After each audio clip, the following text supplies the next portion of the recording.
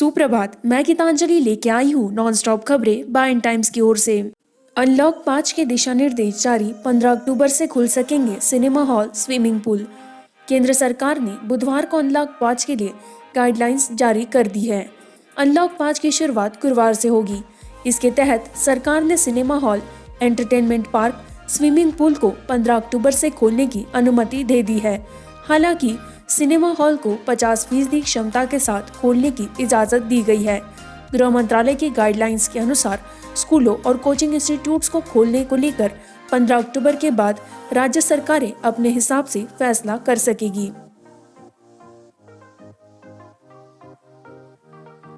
Corona positive आने के एक दिन बाद बोले Venkaiah Naidu, I am doing well.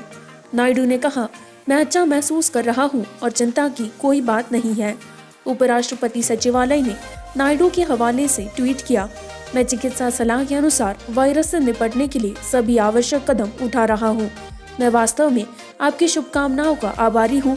उपराष्ट्रपति ने मंत्रियों, मुख्यमंत्रियों और विधायकों को उनके संदेशों के लिए धन्यवाद दिया, जो उन्हें शीघ्र स्वस्थ होने की कामना करते हैं।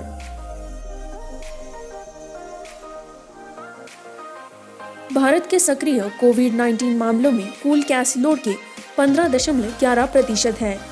केंद्रीय स्वास्थ्य मंत्रालय ने कहा कि भारत के सक्रिय कोविड-19 मामलों में बुधवार को कुल केस लोड का 15.11% हिस्सा है, जबकि 1 अगस्त को 33.32% था। भारत का कोविड-19 टैली 80,472 नए कोरोना वायरस मामलों में 62 लाख का आंकड़ा पार कर गया। स्वास्थ्य मंत्रालय के आंकड़ों के अनुसार बुधवार को 1,179 मौतें हुई। भारत ने 450 किलोमीटर की विस्तारित स्ट्राइक रेंज के साथ ब्रह्मोस क्रूज मिसाइल का सफल परीक्षण किया। भारत ने उड़ीसा स्थित एक प्रक्षेपण स्थल से ब्रह्मोस सुपरसोनिक क्रूज मिसाइल का बुधवार को सफल प्रायोगिक परीक्षण किया। इस मिसाइल की मारक क्षमता 400 किलोमीटर से ज्यादा है। रक्षा अनुसंधान एवं विकास संगठन के सूत्रों ने बताया कि यहाँ पास में चांदीपुर स्थित एकीकृत परीक्षण केंद्र ITR से अत्याधुनिक मिसाइल का प्रक्षेपण किया गया, जो सफल रहा। केंद्र 16 नवंबर तक BPCL निजीकरण के लिए बोली प्रस्तुत करने की समय सीमा बढ़ाता है।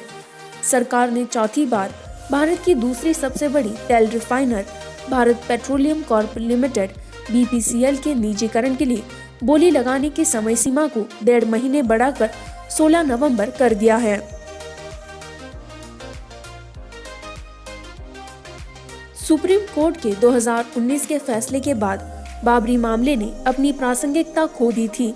शिवसेना सांसद संजय राउत ने बुधवार को कहा कि राम जन्मभूमि विवाद मामले में 2019 में उच्चतम न्यायालय का फैसला आने के बाद बाबरी मस्जिद विध्वंस मामले ने अपनी प्रासंगिकता खो दी थी। बाबरी मामले में सभी आरोपियों को CBI की विशेष अदालत द्वारा बरी किए जाने के फैसले के बारे में राउत ने संवाददाताओं से बातचीत में कहा, राम मंदिर पर उच्चतम न्यायालय के पिछले साल आए फैसले और इस साल अगस्त में प्रधानमंत्री द्वारा मंदिर का भूमि पूजन किए जाने के बाद विशेष अदालत में इस मामले ने अपनी प्रासंगिकता खो दी थी।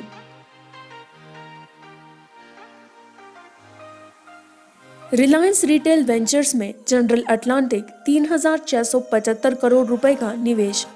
रिलायंस इंडस्ट्रीज लिमिटेड और Reliance retail ventures limited RRVL ने बुधवार को घोषणा की कि सामान्य वैश्विक विकास इक्विटी निवेशक जनरल अटलांटिक रिलायंस इंडस्ट्रीज के सहायक कंपनी RRVL में 3,675 करोड़ रुपए का निवेश करेगी। 1 महीने के भीतर रिलायंस इंडस्ट्रीज लिमिटेड RIL की खुदरा इकाई में यह तीसरा रणनीतिक निवेश है। इसी के साथ मैं संवाददाता गीतांजलि आपसे विदा लेती हूँ। इसी तरह के नॉनस्टॉप खबरों को जारी रखने के लिए बाय टाइम्स हिंदी को लाइक करें, सब्सक्राइब करें, शेयर करें।